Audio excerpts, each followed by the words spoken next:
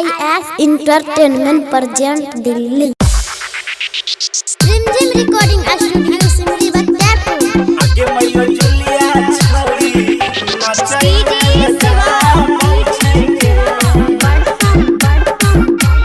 Singing by Vikranta Sri. आगे मैया DJ वाला बंसी के गाना बजाबै छै गे। आगे मैया डीजे वाला गौरव के गाना बजाबै छै गे। आगे मैया रुबिया छौरी नाचै में लजाबै छै गे। आगे मैया रधिया छौरी नाचै में लजाबै छै गे। आगे मैया डीजे वाला बंसी के गाना बजाबै छै गे। आगे मैया रनिया छौरी नाचै में लजाबै छै गे।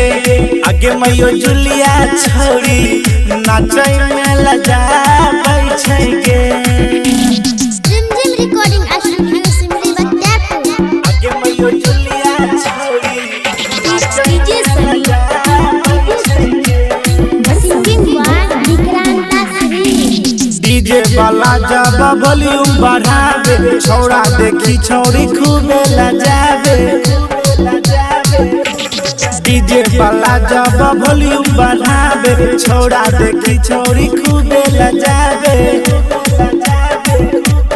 आगे मैयो डीजे वाला अनिल के गाना बजाबै छै गे।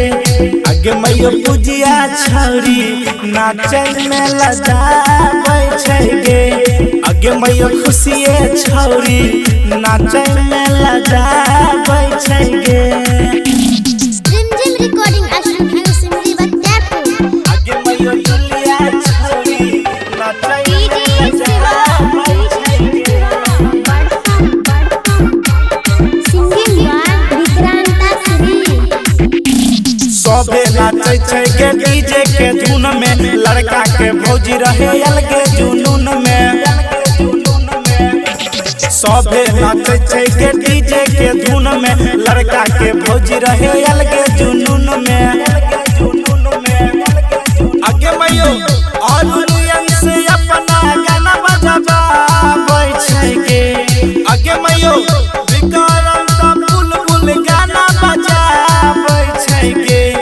आगे मैयो लेहवा छौरी नाचै में लजाबै छै गे। आगे मैयो माधवा छौरी नाचै में लजाबै छै गे। Rimjim recording studio Simri Bhaktapur.